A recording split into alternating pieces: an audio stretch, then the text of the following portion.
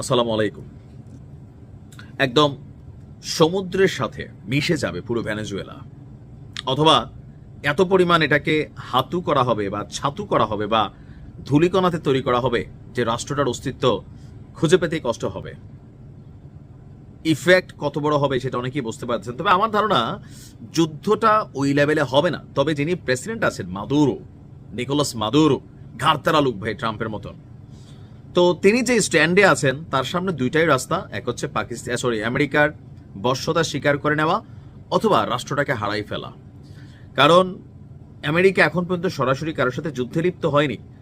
এখন ভেনেজুয়েলার কাছে আমেরিকার যে সামরিক বিশাল প্রস্তুতি, এটা দেখে মনে হচ্ছে ঠিকই যদি ধরেন ট্রাম্প বেইকা বসে, মানে নিকোলাস মাদুরো যদি বিষয়টাকে হ্যান্ডেল করতে না পারেন, যেভাবে তিনিও ক্ষেপণাস্ত্র মোতায়েন করতেছেন, পাল্টাপাল্টি অবস্থান। সো আমেরিকা হচ্ছে হাতি, ভেনেজুয়েলা হচ্ছে চিটি। তবে চিটি সিনেমা টিনেমাতে অনেক সময় পারে হাতিরে ডিস্টার্ব করতে, কিন্তু প্র্যাকটিক্যালি এটা পারবে না। ভেনেজুয়েলার নাগরিক যারা আছে নিশ্চয়ই অনেকে দেশ ছেড়ে চলে গেছে, অনেকে যাওয়ার প্রস্তুতি নিচ্ছে। আর টেনশনের বিষয় হচ্ছে, আমার বাংলাদেশি কোনো ভাই যদি ভেনেজুয়েলা থাকেন পরিস্থিতি অবজারভেশন করবেন। হ্যাঁ, ভেনেজুয়েলার খুব উপকূলের কাছাকাছি, মানে উপকূলের খুব কাছাকাছি ক্যারিবিয়ান দ্বীপপুঞ্জে ট্রিনিদাদ অ্যান্ড টোবাগো নামক যে এলাকা, সেইখানে এসেছে যুক্তরাষ্ট্রের একটি যুদ্ধ জাহাজ। এটি ভেনেজুয়েলার কাছে মহড়া দেবে। ইতিমধ্যেই আপনার কি বলা হয়েছে, আমেরিকা তাদের যে সর্ববৃহৎ রণতরী আছে সেটাকে কিন্তু ভেনেজুয়েলার এই দ্বীপের উদ্দেশ্যে পাঠিয়ে দিছে।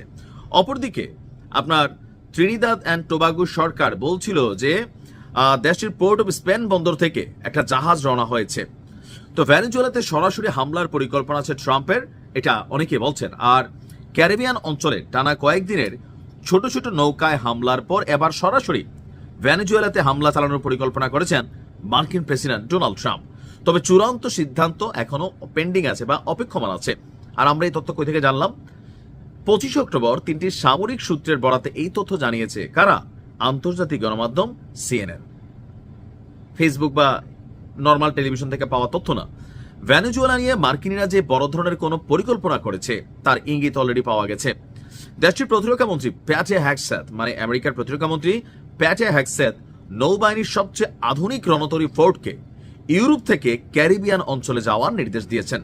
সিএনএন বলছে ভেনেজুয়েলায় কোকেইন অবকাঠামো এবং মাদক চোরাচালানের রুট লক্ষ্য করে হামলার পরিকল্পনা করা হচ্ছে।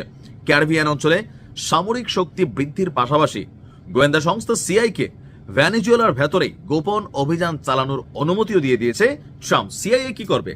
জনতার সাথে মিশে যাবে, ভেতর থেকে থাকে না যে দরজাটা খুলে দিবে, জানালার সিট কিনেটা সরাই দিবে, তারপরে ধরেন জানালার সামনে যদি ড্রেসিং টেবিল থাকে এটাকে সরাই দিবে, দরজা দিয়ে যেন ঢুকতে পারে মূল সেনারা, সেই কাজটা করবে ভেতর থেকে। আর এরা কতটা সুদক্ষভাবে করে আপনি হলিউডের ছবি দেখলে বুঝতে পারবেন হোয়াট ইজ সিআইএ।